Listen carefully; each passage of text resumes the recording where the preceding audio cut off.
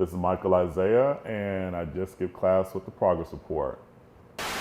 The progress report. All right, what's going on? It's your girl, Lalaa Shepard. This is a new episode of Skipping Class presented by the Progress Report, and I'm super excited to be speaking to I-Zayah. How are you? Good, and yourself? I'm doing great, man. Can't complain. So let us know, what all do you do? Okay, so I'm an artist. I'm an actor. I'm a voiceover actor. I'm an entrepreneur. So yeah, I wear many hats. Absolutely, man. I want you to talk about getting into music. Okay, so I started music when I was a little kid. I say when I was really like in diapers when I would play like, the little toy xylophones, the toy mics, and pretending that I was, singing or rapping and stuff. And then as I got older, I started singing in the choir, the church choir, at the age of 7. So that's really how that all began. Got you, man. And people like to compare you to Barry White because of your voice, huh? Yeah. Talk about that. I mean, well, of course, obviously how the way I talk, and it's like, I don't know, like when I sing certain songs and when I talk and everything, for some reason, people always compare me to Barry White for some reason. And so I was like, okay, well, the way I see it is, it's like there was other people that's been compared to the greats. You know what I mean? Even as of now, like this artist that's signed to Snoop Dogg, October London, they say that he's the next Marvin Gaye. You know what I mean? Like, and then a bunch of other people, like just like how people were saying back in the day, Chris Brown was the next Michael Jackson. Right. Things of that nature. So I was like, okay, well, people want to keep comparing me to Barry White. I mean, I might as well just take it and run with it and see where it takes me. Okay, so can I hear you hold a tune or a note? As far as what, do a Barry White song? Or you ain't even got to do the whole song, just like a little song so I can hear your voice. Okay, let me see. Darling, I don't know why. What? Your love, babe. Like, matter of fact, I did a cover song to that, because a friend of mine like wanted me to do some cover songs and everything to see how it sound with certain songs and stuff.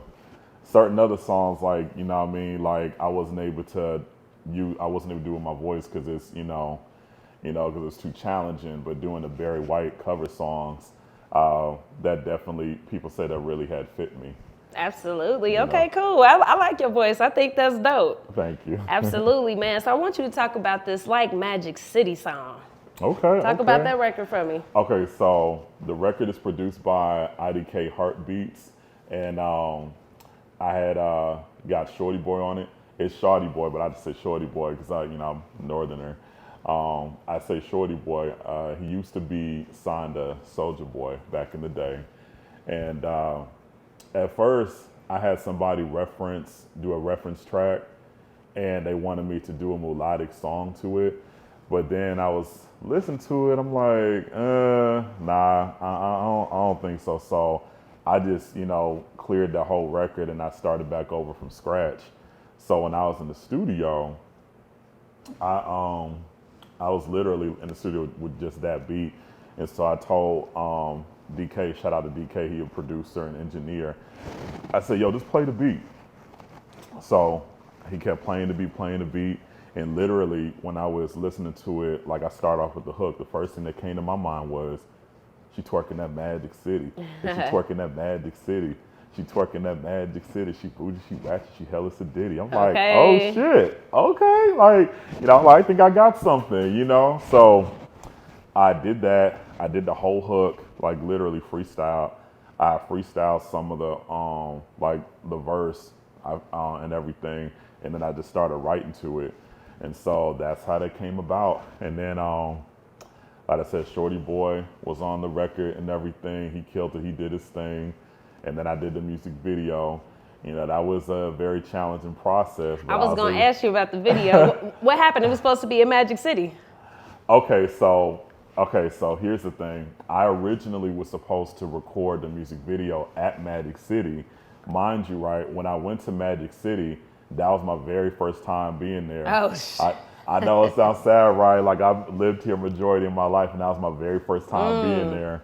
So when I was talking to one of the owners, they told me like that it was going to be it was going to charge me like literally 3-4 stacks. I'm like, God damn, okay.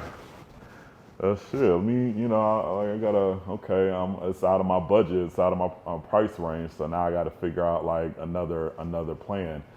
So I decided to go to Playhouse Studios. Shout out to Playhouse Studios. Yep.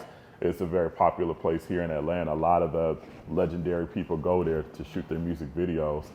So I went there to shoot my music video, and then I shot part of the scene like outside of Magic City from the beginning, and then I did another scene at the end of it.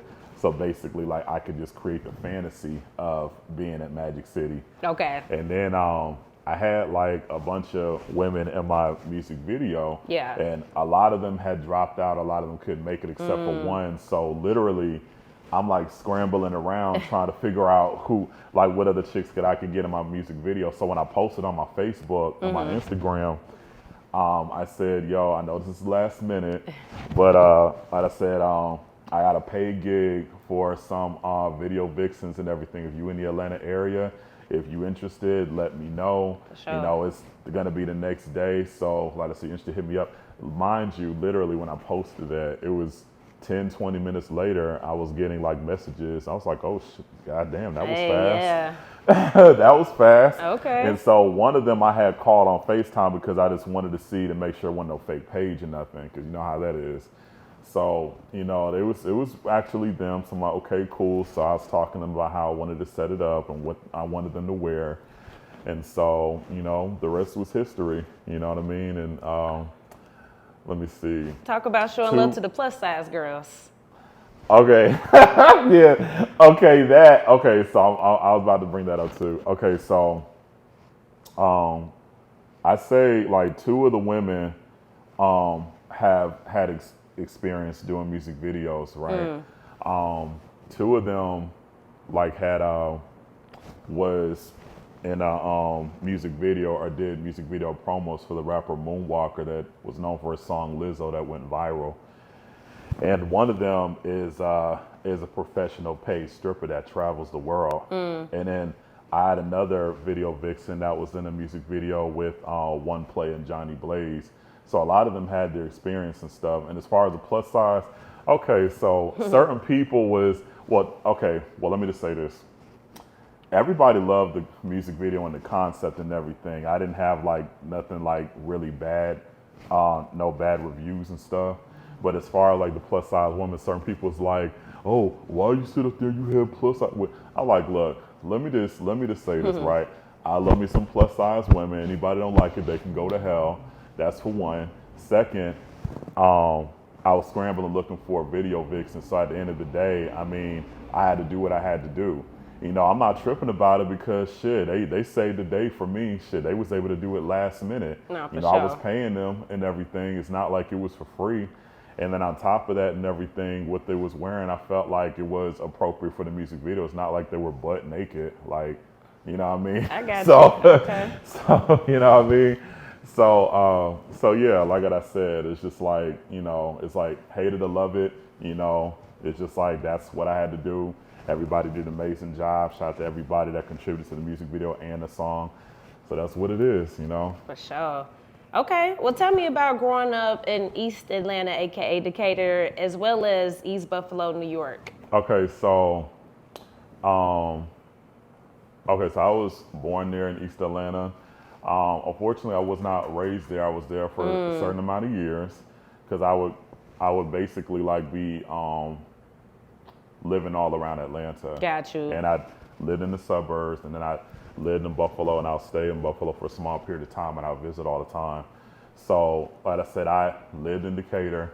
Then I lived in Stone Mountain and Moreland Avenue, Memorial Drive. So, I mean, technically, I wasn't raised there. Gotcha, okay. But it's like I said, it's still in my blood and everything. You know what I mean? So that's where I'm from. I'm always repping East Buffalo, and I mean East Atlanta, Decatur, where it's greater, and East Buffalo. I say East Buffalo made me who I am too, just because of my musical influences.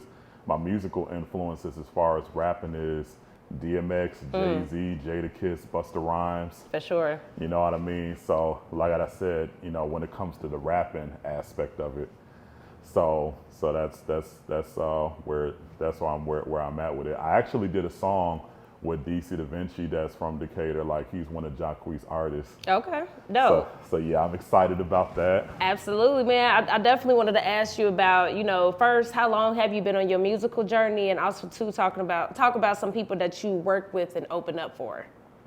Okay, so I opened up for Trouble, God Rest His Soul, God Rest the Dead. Sure. I didn't get a chance to see him actually because my phone was about to die, you know, at that time, and I didn't want to depend on nobody to give me no ride, so I had to take an Uber. So I opened up for Trouble, but I opened up for Trouble and I opened up for Lotto Savage, which is one of 21 Savage artists. I took a picture with Lotto Savage, but I didn't take a picture with Trouble, unfortunately. However, I did see Trouble one time when I was shopping at City Trends at West End Mall. He was there, and then he was there with one of his artists, and then, of course, the women there, they was all starstruck when they saw Trouble. Big Trouble. Yes, Big School. Hell yeah. Yeah, and then as far as people that I work with, okay, so I work with this Nigerian artist. You know, he used to go by Young Rick, but now he goes by Easy. We did some records together. We did like a R&B hip hop track, and then we did like an Afrobeat track. Okay. So yeah, that was really cool. He's Nigerian, so you know what I mean. So I like the whole Afrobeat wave that's going on now. Me too. Yeah. And then Sure. then I did records with some of my homies. Carlos, you know, we go by Mr. Nine Dimensional. Shout out to him. We did a record together. And as far as like people in the industry that's well known, I did a song with Tiffany Evans. She was the first artist in the industry that's well known that actually reached out to me that wanted to work with me. So I was happy about that. Excuse me. She just got off the tour with Tamar Braxton, so shout out to her. Yeah. I did a record with P. Dice. It's in the Bring Me Boys group with Fetty Wap. I did a song with Khaotic. Shout out to Khaotic. I know he was on here. He was on here too on the platform. You know, we did a song together and we took a picture with each other recently. Saw him at Walmart. And then I did a song with this singer named Tavaria. She used to be managed by Deb Bantney, Waka Flocka's mama. You know, she did songs with a lot of well-known people in the industry. Let me see. I did a song with my homie Tone the Goat. You know, Tone the Goat. We did some songs together. And then who else? I was gonna ask you. So what happened with almost working with the likes of Migos, Chris Brown, and R. Kelly? Okay, so first with the Migos, right? My producer and engineer, which, like I said, this was like years ago. I ain't talked to him in a while, but shout out to Bricks Domain. Okay, yeah, I know him. Yeah. So he had, I was working with him for a amount of years, so he gave me the opportunity to work with the Migos back in 2013, around the time that they came out with that song Versace and other records. So he gave me an opportunity to be in the studio to work with them, like as far as doing songwriting, like doing some hooks for them and stuff. And I wanted to stay, but see, the thing is, around that time, I was going through a situation where I was homeless for 2 years. I was homeless for 2 years. So I was, you know, moved several times 1 year, and I was staying on the streets. I was in and out of the streets. I had to steal food to survive. So, you know, fortunately, like, you know, I got caught by the authorities, so I had to calm that down. Then another year, I had 2 jobs. One of them I got fired. The other one I got laid off. And then I was shot at. And then somebody pulled out the gun like they was trying to rob me. And then another year I moved several more times, and I was sleeping in my ex-friend's car, and I was sleeping outside. So I was going through like a really rough transition as far as being homeless. So 2013 came around, I finally had stability when I was living somewhere. So I'm saying that to say, because it was gonna be a late night session. And as soon as that was gonna be over, it's just gonna be like, shit, I'm gonna be stranded out in the streets. And I just had that fear of just being out in the streets, you know what I mean? Like, Bricks wasn't gonna take me home, and then where I was living at the time, I was living in Jonesboro, and they didn't have MARTA transportation, they just had Express Lane. They had the Express Lane bus, and they was very limited with, you know, with the bus schedules. So, like I said, I missed out on that and everything just because, again, I had that fear of just being stranded out in the streets. You know what I mean? Like, how I am now as far as taking risks now, I would have been like, fuck this shit. This is an opportunity of a lifetime. Right, I got you. Like, if I was there and everything and I had that opportunity, it would have opened up a lot of doors for me. But, you know, unfortunately, I missed out on that. You know, I regret that to this day, but I mean, it is what it is. It's just like, you know, one door closed, another one opens. For sure. You know, shout out to the Migos, R.I.P. Takeoff. Of course. Now, what about Chris Brown and R. Kelly? You mean R. Kelly's manager? I thought you said you almost worked with Chris Brown and R. Kelly. No, well, yeah, Chris Brown, but Okay. R. Kelly's manager and Okay. publicist. Got you. Okay, so Chris Brown, I had this record called Losses and Gains, right? And so I had, I was pushing that record heavy, right? And so a friend of mine she has friends in high places. And so, yeah, so she told me one day, she said, yo, I got a surprise. And I'm like, okay, what's up? So she said, give me a day to tell you. I'm like, okay, cool. So she was telling me, oh, Chris Brown want to buy your record and everything. Damn. And I was like, man, stop lying. And I was like, you for real? And she's like, yeah, like you want to spend it he want to get it for $30K. I'm like, oh shit. So first thing in my mind, I was like, I asked her like, what happened and everything. And so then like things went left when she was telling me like, you know, don't worry about it, don't worry about it. I'm like, what you mean don't worry about it? It's my record. Fuck you mean? And so it was actually one of Chris Brown's producers and songwriters that told her that information.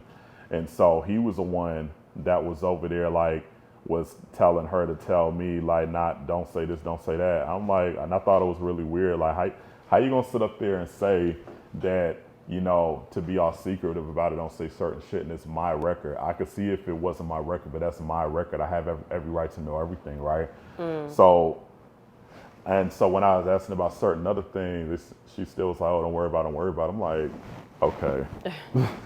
I'm like, okay, so I told her, it's like, okay, well, if not Chris Brown, but if this producer guy that's your friend that's gonna sit up there and be acting like that, acting all funny about it, then I don't want to sell the record.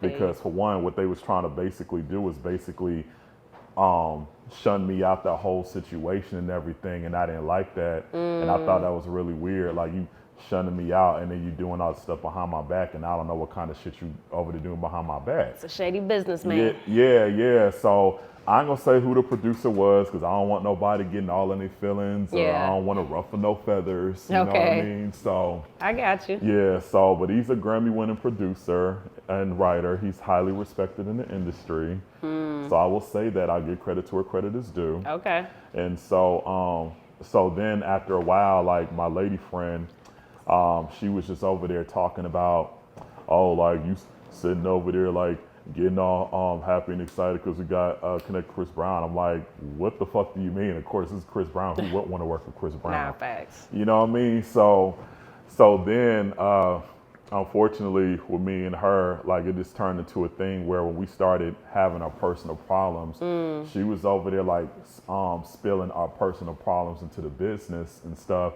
And I didn't like that. I'm like, shorty, like, it's like you saying that I'm acting big-headed, but because of the fact that you got that connection, now you want to sit up there and you want to act big-headed, but you're saying that I'm big-headed. Like, make it make sense. Okay. Yeah, so Understood. So there was a lot of things that transpired between us, and then she would try to dangle it over my head and throw it in my face and use it against me, and I didn't like that. So me and her got into a heated argument and everything. I don't want to, say too much and go too much into detail because, like I said, we did. We good now and everything, and we did resolve our issues and stuff around that time. But I will, so when we did resolve our issues and we went back to the business, I told her, I was like, yo, hit your friend up and everything, call and put him on speaker, because I want to try to, redeem myself to try to see if we could sell this record so we could make some shit happen.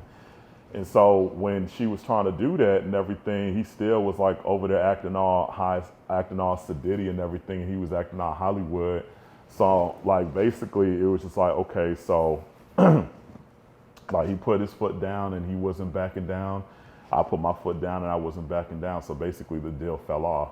I got you. Because I felt like, again, it's like I'm not going to sit up there and do business to where somebody want to buy my record and you shunning me out and you doing all this shit behind my back and I don't know what the fuck y'all are doing and I don't know y'all from a can of paint and I don't trust you. Right. You know what I mean? I get it. It's like, if we're going to be fair, like let's be fair.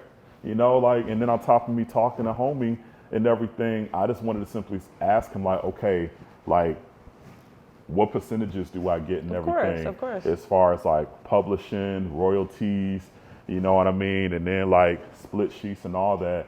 And then I wanted to ask him, I was like, okay, do I sign paperwork with you with your production? Or do I sign paperwork with Chris Brown production or with his label he signed to? That's all I wanted to do, like just simple business questions and everything. Cause I wanted to make sure that I was good on my end as far as the business side. You know what I mean? So that's what happened. Unfortunately, didn't go through. It is what it is. And as far as R. Kelly's manager and publicist, okay, I'm gonna say the dude's name. The dude's name is Daryl Johnson. He was R. Kelly's former manager and publicist. And I met him through a friend of mine, which is Big Gooch. Shout out to Big Gooch. We met at a hotel in Buckhead. I met him and his wife. I met Daryl and his wife, talking about music, talking about acting. And we were supposed to be in the studio the next week. But by the time I was supposed to do that, like I wasn't able to do it because I had just had like a new job at that time. So I had to get that situated before I did anything else. So long story short, we were supposed to like get together and work with each other, but not homie, but the old dude was over there being like all funny acting and everything. He was acting funny with my friend Big Gooch. And then after a while, as the years went past, I saw him at the job that I used to work at Louis Vuitton, and he was with his assistant. So I saw him on ABC, TMZ, all these really big platforms, right? So I called Big Gucci, but I was like, yo, like I seen him on this and that platform, like he really out here doing his thing. So, I sent him the videos, and then when I saw him at Louis Vuitton, we talked and we chopping it up, we switched numbers. So I told him like what I'm trying to do with my music and everything, right? And then with the acting and stuff. So when we was like talking and everything, he giving me advice and stuff. And so after that, when I'm still trying to say what I need to say, he hung up the phone. And I'm like, damn, bro, fuck you being rude and shit, what's going on? So when I was trying to tell him about my music and shit, he said he'll hit me up when, like I said, when he's ready. So I'm like, all right, whatever. So me and my friend did not know why this nigga was acting funny. Come to find out, I find out that this nigga is a whole fucking scam artist. He's a fucking con artist. Like, and how did I find out about that information was Tasha K, the one who's known, the well-known blogger that was known for like getting sued by Cardi B for $4 million. She was interviewing the people that were the victims of being scammed by Daryl Johnson. Matter of fact, I reached out to Tasha K because I wanted to tell my story and everything, and I wanted to talk to her about my experience that happened with me. Like, the nigga didn't steal from me, he didn't take from me, you know what I mean? But I still wanted to tell my story as far as talking about what was going on, what transpired, and when I commented under Tasha K's post. So then come to find out, somebody just randomly like hit me up, and then come to find out it was one of the victims of Daryl Johnson. Gotcha. Her name was Cola Lewis. Shout out to Cola Lewis.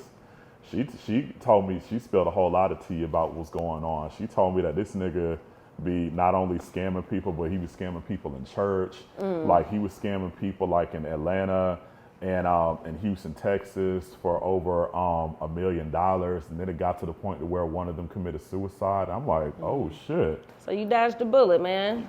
Yeah, like, and I told the lady, I told her I'm so sorry about what happened. Like, if I would have known he was like that, would have never did no business with him.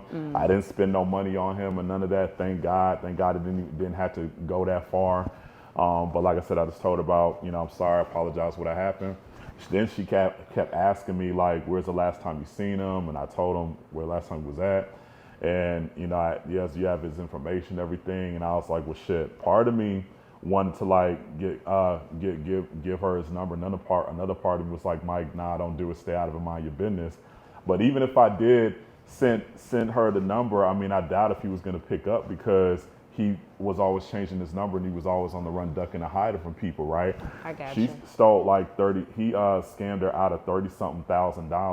And then when he was trying to finesse her again and she refused to give up any more money, he did some real bitch ass shit. Like he sat up there and he grabbed her Gucci sunglasses out her hand and then walked out because he couldn't get his way with her.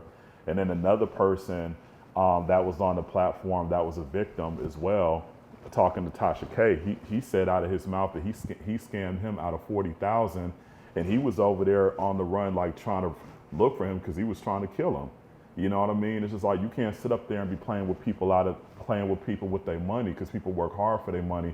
But he was basically a nigga that was over there trying to prey on people and everything, like trying to prey on people to see who we can get over on, and that wasn't cool.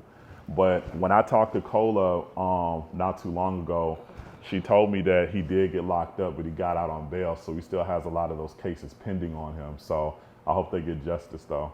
For sure.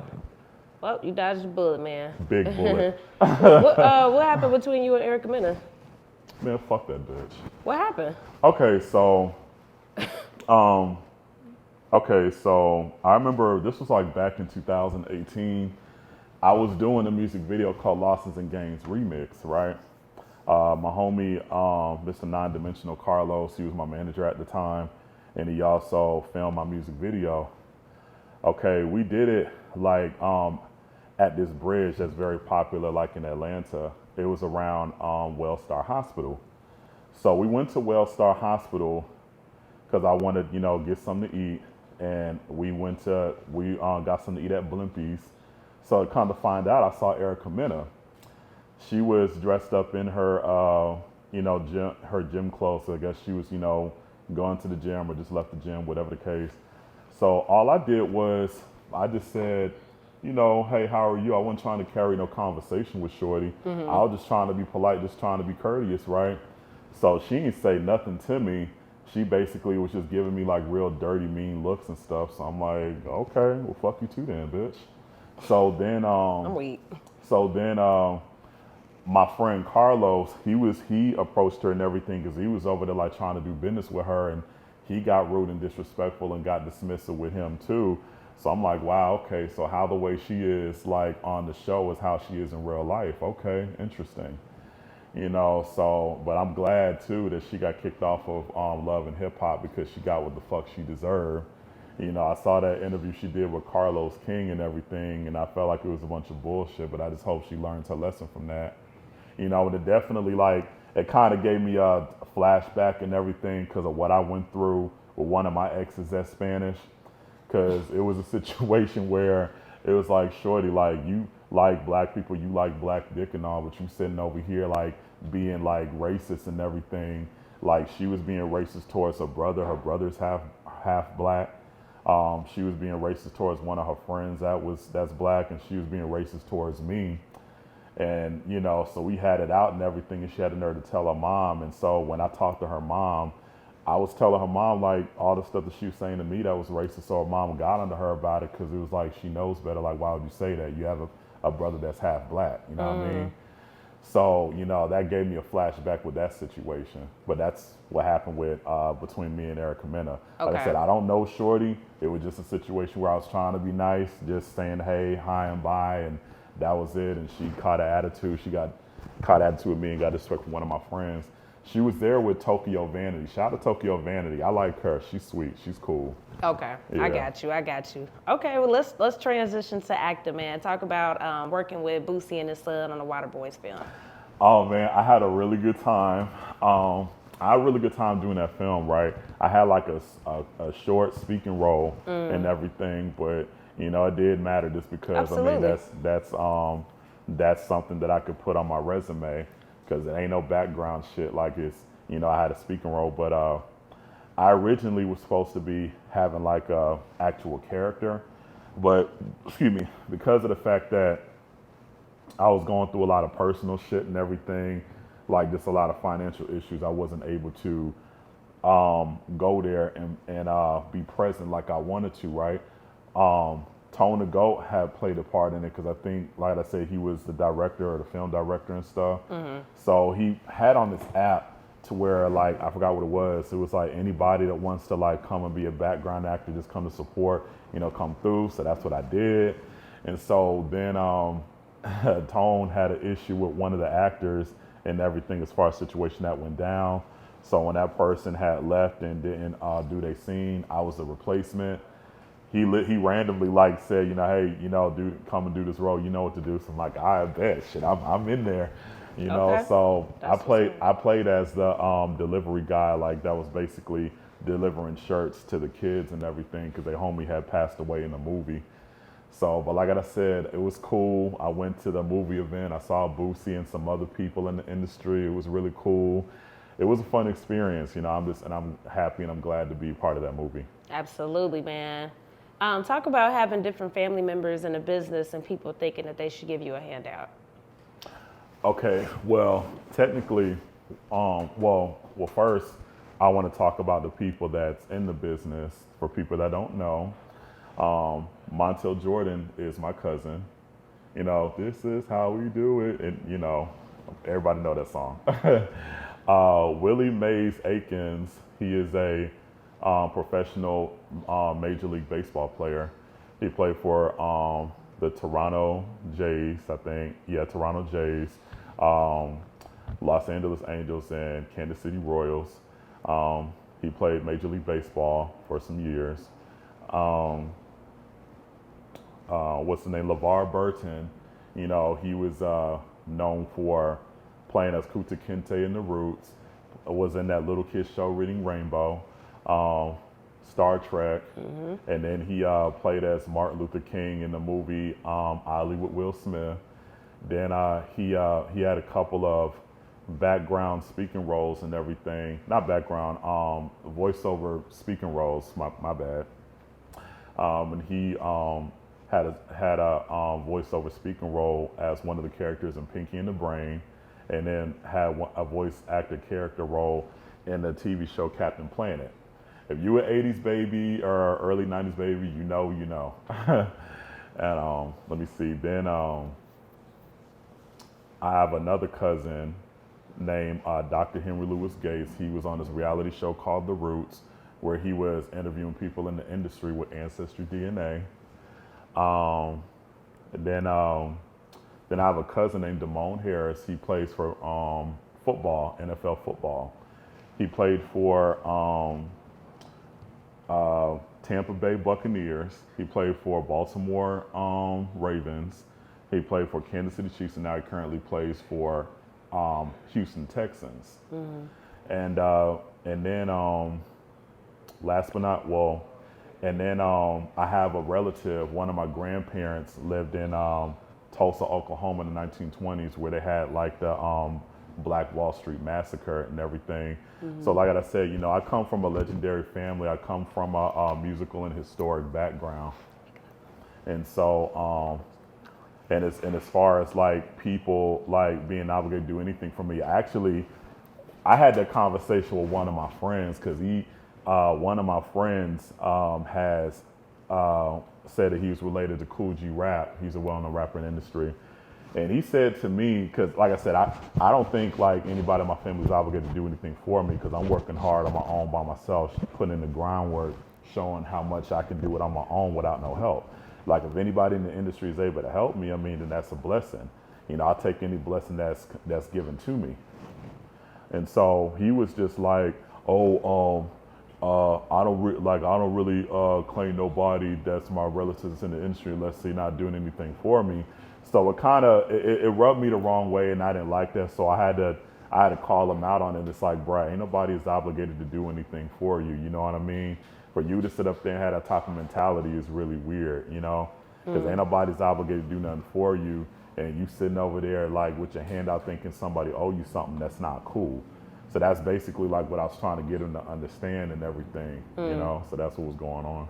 I respect that, man. Okay. And you're right. So our keyword is progress. What does that word mean to you? Progress, I say somebody that has, has leveled up, somebody that is doing a lot better for themselves, and somebody that's moving forward and not backwards, and somebody that is really succeeding in what they're doing and continue to succeed what they're doing and getting their blessings. For sure, I like that. Yeah. I like that. So what you got coming up next, man? Okay, so I'm doing some voiceover acting projects. I'm working on that. I'm excited about that.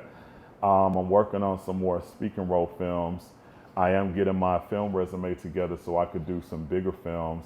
I had talked to this lady named Teresa Graves that's on this TV show on BET Plus. So she's kind of mentoring me and everything. So like I'm getting my film resume together so I can make some bigger acting role films.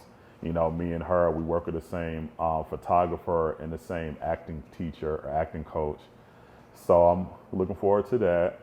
I'm working on some new music. I'm working with Rob Curry from Day 26. Dope. I'm working with Ace Boone Coon. I don't know if you heard of him. Shout out Ace Boone Coon. Yeah. Then, like I said, I'm working with some other people and everything in the industry. So I'm excited for this new journey. I'm excited to see like what's gonna happen. So I'm just staying focused and just staying out the way. For sure, man. Well, you definitely an interesting person, Michael, man. I definitely look forward to hearing more from you, and I appreciate you skipping class with us today. Most definitely. Thank you. Absolutely. The Progress Report.